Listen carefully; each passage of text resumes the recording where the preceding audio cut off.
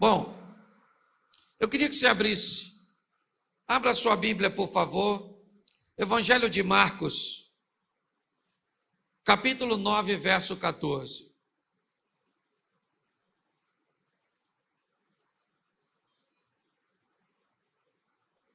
Marcos 9, 14.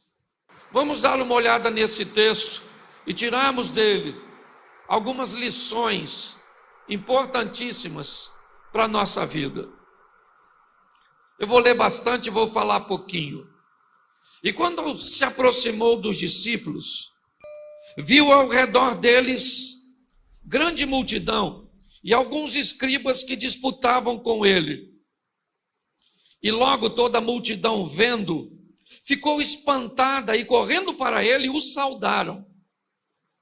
E perguntou aos escribas: o que é que discuti com eles? E um da multidão, respondendo, disse: mestre, trouxe-te o meu filho, que tem um espírito mudo. E esse, onde quer que o apanha, despedaça, ele espuma, arranja os dentes e vai se secando. E eu disse aos seus discípulos que o expulsassem, e não puderam. E ele respondendo lhes disse: ó geração incrédula, até quando estarei convosco? Até quando vos sofrereis ainda? Trazei-mo. E trouxeram-no. E quando ele viu, logo o espírito agitou com violência, e caindo endemoniado por terra, revolvia-se, espumando.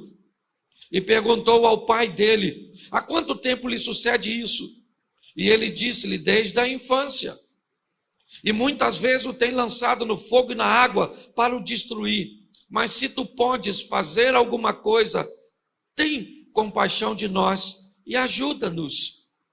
E Jesus disse-lhe: se tu podes crer, tudo é possível ao que crê. E logo o pai do menino, clamando com lágrimas, disse: eu creio, Senhor, ajuda a minha incredulidade. Jesus, vendo que a multidão concorria, repreendeu o espírito imundo, dizendo-lhe: espírito mudo e surdo, eu te ordeno, sai dele e não entre mais nele. E ele, clamando e ajudando com violência, saiu, e ficou o menino como morto, de tal maneira que muitos diziam que estava morto. Mas Jesus, tomando pela mão, o ergueu e se levantou.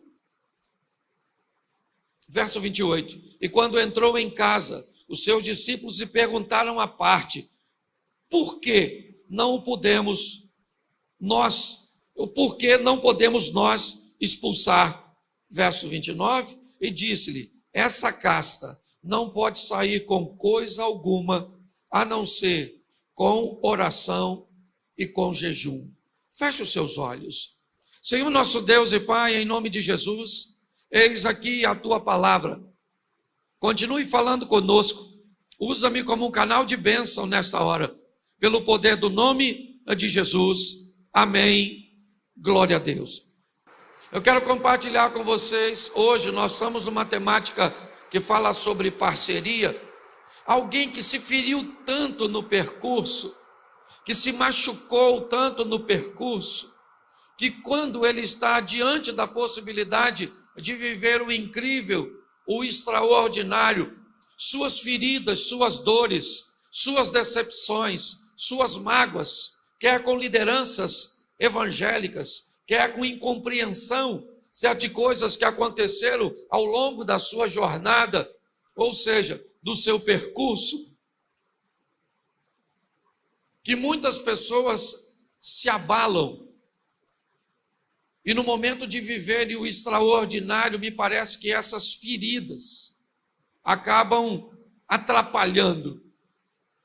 O que aquele homem está vendo agora é seu menino, que antes ficava possesso dentro de casa, e era apenas ele que via, mas agora esse menino está no ambiente público, caído no chão. E os discípulos estão tentando expulsar. Os escribas, olhe bem, estão ali. E devido ao fracasso, eles roubam a atenção dos discípulos. Eles começam a discutir com os discípulos, e os discípulos não sabem agora se expulsa o demônio, se explicam, ou se explica por que é que o demônio não está saindo. Então o que nós vemos é meio que uma bagunça, sabe? É a situação daquele homem, mais uma vez, sendo exposta e vivendo uma bagunça. Os discípulos não sabem se expulsa o demônio, se discute com os escribas, o demônio está pegando o menino, o pai está olhando, não sabe o que faz, pronto. E é nesse ambiente de frustração, de decepção e de vergonha que Jesus chega. O cara que Jesus foi procurar, e desculpa a expressão aqui, não tem nem nada a ver com desonra e com falta de reverência. Se quiser o conserto, o indivíduo, o homem que aquele moço foi procurar, acaba de chegar. Ele é Jesus. Ele chega no ambiente. Pronto, está resolvido. Jesus chegou? Não é tão simples assim. Se você pensa que é tão simples assim, você está enganado. Porque às vezes, quando Jesus se aproximar de você, ele vai encontrar no seu comportamento, nos seus pensamentos, nas suas ações, efeito de suas frustrações. Às vezes, o que resolve problema chega, mas ele não pode resolver por causa de suas mágoas, de seus ressentimentos, de suas dores, de seus dilemas, de suas crises, de suas tentativas frustradas lá atrás. Antes de encontrar com Jesus, você encontrou com muita gente. Antes de encontrar com Jesus, você enfrentou muitas situações. E essas situações podem ter deixado em você, em mim, coisas, traumas, dores, que quando nós nos encontramos com Ele, que teríamos tudo para viver, o que Ele pode fazer? Uma casca, uma crosta, uma redoma, tomou conta de nós. Muitas pessoas estão na igreja, são pessoas extraordinárias, trabalhadoras, gente lutadora que faz de sol a sol e come pão de dores. Gente boa, sofrendo. Será que Jesus não está comigo? Ele chegou, querido. Mas quando ele chegou, ele encontrou você ferido, machucado, decepcionado, ludibriado, enganado. Você está diante daquele que pode resolver seus problemas, mas ele não pode. Não porque não tem poder, mas por toda esse invólucro, toda essa embalagem, tudo isso que está te cercando. Quando Jesus chega, presta atenção, Jesus chegou. Quando Jesus chegou, a multidão, está escrito aí, e logo a multidão, verso 15, volta para mim, companheiro, e bota aí, verso 15. E logo toda a multidão vendo, ficou espantada e correndo para ele o saudaram. Presta atenção. Quando Jesus pergunta, o que vocês estão discutindo com ele? O homem se destaca e diz, o problema sou eu, Jesus, sou eu. Isso tudo que o senhor está vendo aqui é causado por mim e por um problema que eu trago comigo, que é meu filho, que eu estou tentando resolver há muito tempo. Eu estou cansado de passar por lugares, de tentar, de trabalhar, de me esforçar, sabe? Eu estou cansado disso. Eu nutria a expectativa que eu ia resolver isso com o Senhor. O Senhor não estava, eu falei com seus discípulos, o negócio piorou. Minha situação foi exposta. Quantos de nós não olhamos para a nossa vida e dissemos, estou cansado de ver as pessoas me cobrando dívidas que eu não consigo pagar, de querer coisas básicas que eu não consigo obter, de querer ser feliz com meu cônjuge e eu não consigo, de querer gerar um filho e eu sou estéril, de querer alcançar um posicionamento na minha caminhada de fé e eu não consigo. Por quantas vezes nós temos visto pessoas extraordinárias vivendo dilemas como esse? E agora é isso que esse homem está dizendo. O problema, Jesus, se o senhor quer saber, sou eu, é a minha casa, é a minha vida, é a minha situação. Eu trouxe o meu menino, sabe, que tem um espírito mudo e que pega ele e maltrata meu menino. E depois de tudo isso, de ter convulsionado, de ter vivido toda essa situação, quando ele é liberto, ele sente dor musculares, dor nos ossos, ele sente tudo. E Jesus pergunta para ele, há quanto tempo? Para Jesus não interessa se é 1 ano, 2 anos, 10 anos, 3 meses, 1 dia. Jesus não está perguntando há quanto tempo para saber se aquilo é difícil. Ele está descrevendo a saga que muitas pessoas vivem ao longo de sua história, buscando soluções, enfrentando fracassos, vivendo tempestades. Isso tem sido tão comum que grande parte dos crentes hoje só vivem discursos de dores, de luta. Como é que está? Estamos num vento, estamos numa luta. Isso não é vida, isso é saga.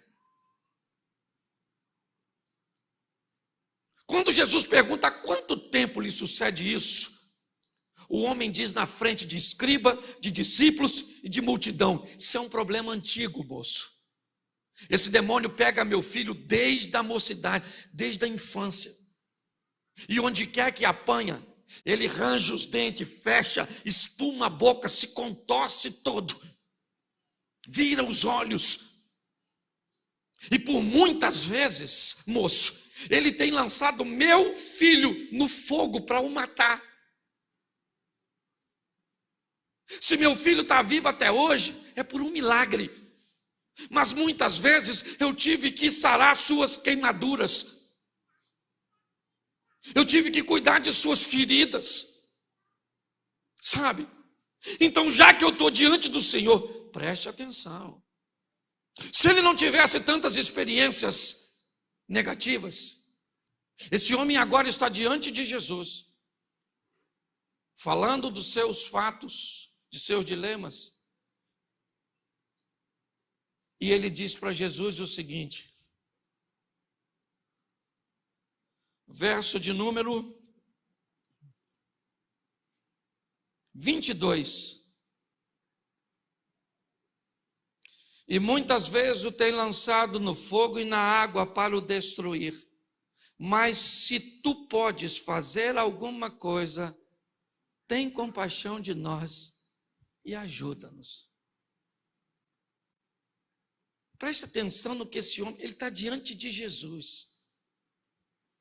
Ele pegou seu menino e levou em tantos lugares. Ele traz até para os discípulos. Mas quando ele está diante de Jesus, ele diz, esse aí é meu menino.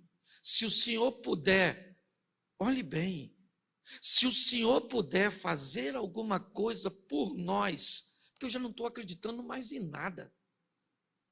Eu estou cansado pra caramba, cara. Sabe? Eu estou vivendo num ambiente onde eu entendo poucas coisas. Ou estou num ambiente onde parece que o mal está vencendo. Onde as coisas viraram de cabeça para baixo. Não dá para entender.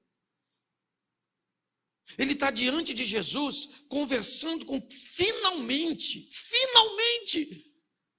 ele está diante do único que pode resolver sua situação. E quando ele chega lá, suas cascas, aquela cobertura, que as traições, que as decepções, que os descasos, que as crises, que as humilhações, é ela que sobressai. Sabe?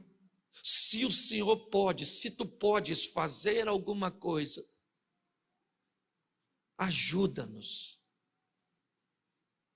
E Jesus vai dizer algo para ele sensacional, segundo o nosso tema mensal. Verso 23. Jesus disse: se tu podes crer, tudo é possível ao que crê. Preste atenção. Eu achei e me perguntei por que é muitas vezes que os discípulos não conseguiram expulsar aquele demônio. Jesus vai dizer que aquela é uma situação particular, meio ímpar, que aquela casta de demônio, ela não sai, ou ela não iria sair por coisas que fazemos no momento. Jesus disse: essa casta de demônio, ela só sai com jejum e com oração. O que Jesus está dizendo, para você resolver esse problema, não é a sua postura de hoje que vai valer, mas é aquilo que você tem feito ao longo da sua caminhada. Quando nós olhamos para esse texto, o que nós vemos é Jesus chamando o homem para uma parceria. O homem dizendo para Jesus: se o Senhor puder fazer alguma coisa, ajuda-nos. Tem misericórdia de nós. E Jesus disse: não é assim que vai funcionar. Se você quer se relacionar comigo, não jogue tudo nas minhas costas. Vamos dividir esse negócio. Você pode crer? Tudo é possível ao que agora o problema está estabelecido. Porque quando Jesus diz para ele: eu posso, eu tenho poder, mas vamos fazer uma parceria, você entra com a fé, eu entro com o poder, e a gente soluciona esse caso. Ele vai olhar para as frustrações dele, e ele descobre que ele está diante do Filho de Deus, ele está diante do único que pode resolver a sua situação. Mas quando ele tem essa oportunidade, o que ele consegue enxergar é que ele não tem fé suficiente para que isso aconteça. É louco essa situação. O menino dele está possesso aqui, porque o texto diz que quando o menino vê Jesus, o demônio, mas pega o menino e faz um estardalhaço. E Jesus não está nem aí para o garoto. Começa a conversar com o homem. E diz para ele: se nós entrarmos numa parceria, e para nós entrarmos nessa parceria, né, ou se nós entrarmos, se nós somos parceiros nesse negócio, tudo vai se resolver. Você está perguntando se eu posso? Eu posso. Mas tudo é possível para aquele que crê. Jesus faz o homem olhar para ele mesmo. E quando ele olha para ele mesmo, ele vai ter problemas. Porque ele vai identificar coisas que ele viveu, situações que o marcaram, e ele está muito decepcionado, ele está muito ferido. E ele tem uma proposta: cara, teu filho está ali, eu estou aqui, você está aqui. Vamos fazer o seguinte: eu e você nos unimos, eu com poder, você com fé, e nós dois vamos resolver o problema. Pastor, não é assim que funciona? Ah, não é? Uma mulher tem uma menina endemoniada na casa dela. Marcos 7:24. Jesus olha para a mulher e diz: eu não posso pegar o pão dos filhos e dar aos cachorros. A mulher falou: sim, Senhor, mas os cachorros comem debaixo da mesa as migalhas que caem dos filhos. Jesus disse: mulher, por essa palavra pode ir embora. Vai para sua casa, porque o demônio já saiu. Quem expulsou o demônio não foi Jesus, foi a mulher, quando se posicionou. O nosso posicionamento faz toda a diferença. Nós precisamos tomar posse da responsabilidade que temos para consertar a nossa vida, para viver agora de uma forma assertiva. Jesus olha para essa situação e chama o homem: vem cá, meu filho, seu filho está ali, eu estou aqui, você está aqui, eu sou o poderoso, você coloca fé e poder, o demônio sai. O homem olha e diz: eu não consigo. O homem começa a chorar. Ele está afim de ver o filho liberto, ele está afim de consertar o casamento, ele está afim de resolver o problema financeiro, ele tá intencionado, mas ele olha para aquela situação e ele está tão ferido. Ele diz: Senhor, não vai rolar. A única maneira de resolvermos isso é uma coisa: me ajuda na minha incredulidade. Como incredulidade, cara? Como? Como é que você pode ser incrédulo diante de uma situação dessa? Enquanto para os discípulos ele vai dizer que os discípulos não podem expulsar, porque não fizeram algo anteriormente, jejum e oração, para o homem, a mensagem está dizendo: o que fez você ficar desse jeito foi não se limpar daquilo que aconteceu com você lá atrás. Está assim de gente. Ferida pra caramba. Não tem com quem falar, porque se você for falar de uma liderança evangélica que te feriu, que te machucou, parece que você está falando mal de um santo, de um ungido. E que às vezes até o é, mas num momento de inabilidade te feriu, te machucou. Às vezes nem intenção tinha de fazê-lo, por um homem que feriu a senhora antes desse relacionamento que a senhora vive hoje. E hoje a senhora vive um relacionamento sadio, mas ferida por um abuso, por uma violência que lhe aconteceu lá atrás. Você que é adolescente e jovem, você que tem tudo e não queria envergonhar ninguém, nem a Deus, nem a igreja, nem o pastor, nem sua família, nem a você. Mas quando você está diante de uma situação que você gostaria de viver de forma assertiva, você chora porque não gosta. É uma situação constrangedora. Aquele homem diz para Jesus: Senhor, ajuda, ajuda. Eu preciso da sua ajuda. Porque se o Senhor me ajudar, eu posso ficar livre disso. Se o Senhor curar minhas feridas, curar minhas memórias, curar minhas lembranças, curar minhas mazelas, eu estou a fim de viver isso. Eu venho na igreja, é culto de vitória, a gente pregando, a gente falando, eu já estou chegando à conclusão: ou se eu tenho um grupinho pequenininho, ou isso é a maior farsa do mundo, porque eu estou cansada dessa balela. É uma transformação que nunca acontece, é uma vida que nunca muda, é uma coisa que nunca dá certo. Por quê? Porque às vezes as nossas feridas, as nossas mazelas, as nossas adversidades, quando ele diz: ajuda a minha incredulidade, verso 25. Jesus vendo que a multidão, porque presta atenção, enquanto a situação do cara está acontecendo ali, o pessoal lá de fora está: demônio sai ou não sai? Quer apostar quanto? O demônio não sai, é um demônio teimoso. Sai ou não sai? O pessoal fica lá, porque ninguém, deixa eu te falar uma coisa que vai te ferir tanto, se você já não estiver acostumado a cauterizar, o seu problema não significa nada para a maioria das pessoas.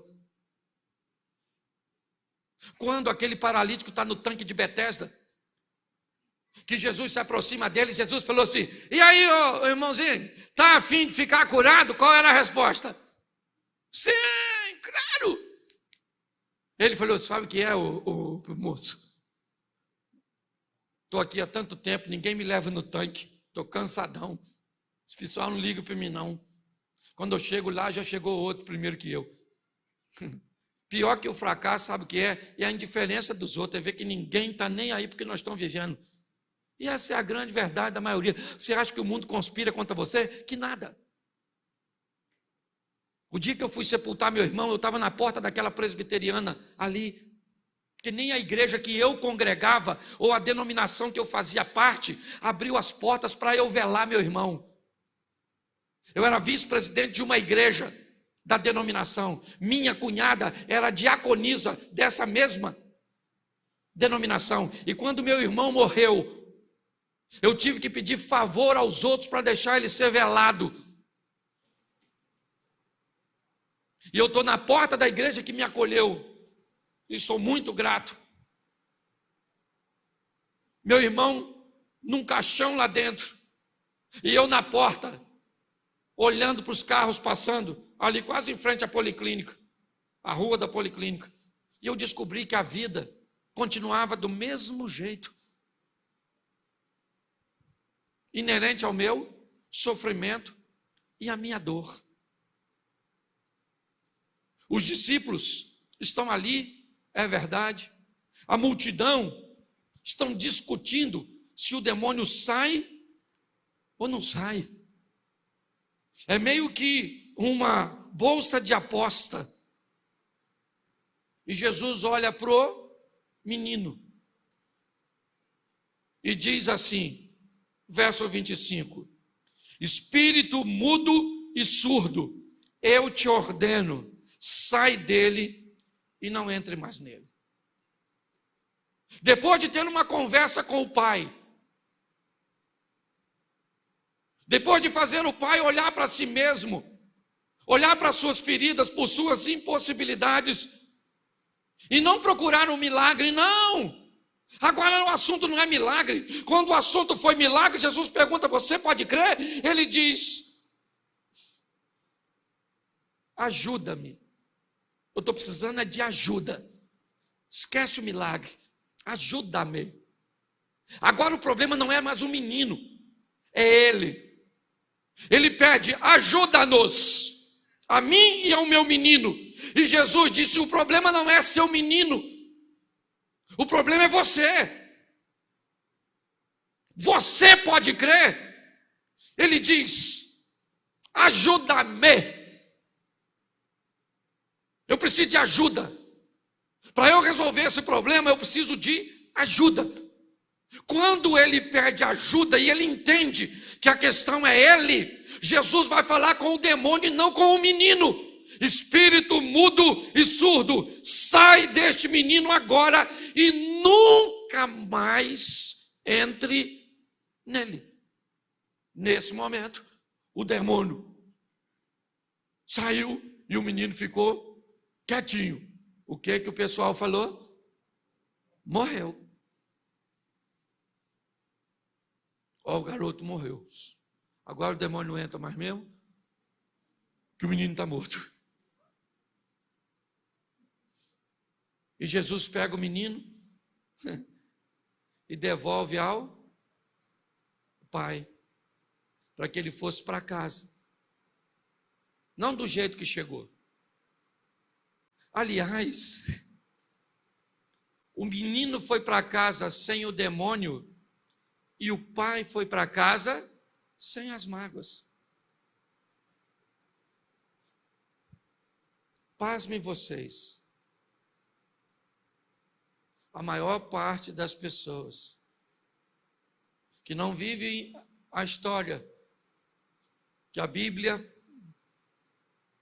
diz que pode acontecer entre nós e Deus, são por nossas experiências anteriores. Salomé acaba de dançar para Herodes no dia de seu aniversário. Herodes olha para Salomé e diz, minha filha, você dançou tão bem que agora você pode me pedir o que você quiser que lhe será dada, até a metade do meu reino. Nós estamos falando de Herodes, o Grande. É uma oportunidade ímpar de ganhar a metade de todos os bens de Herodes. Mas Salomé pede instrução a uma mulher ferida, magoada, decepcionada por seu passado, Herodias. E Herodias diz para Salomé, filha, não pede a metade do reino, pede a cabeça do João Batista.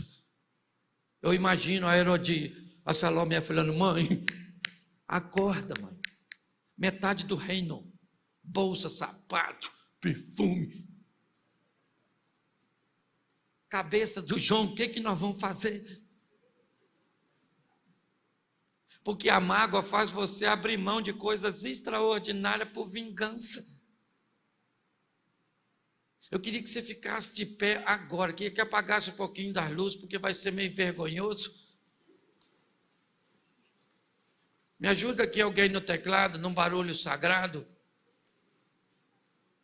Fecha seus olhos. Não apaga tudo não. Aí, tá bom. Apaga só de cá. Isso. Feche seus olhos. Eu queria te fazer uma proposta nessa noite. Eu queria que você trouxesse para cá as suas dores, suas mágoas. Essa situação que você viveu, que de alguma forma está se tornando um impedimento. Eu não estou dizendo que você não tinha razão de ficar triste, decepcionado ou decepcionada, aborrecida, envergonhada, humilhada. Só que isso não pode dominar seu coração. Em nome de Jesus, eu quero usar esses minutinhos que me faltam para orar. Mas é importante você dizer o que disse aquele homem: ajuda-me. Se hoje você é capaz de identificar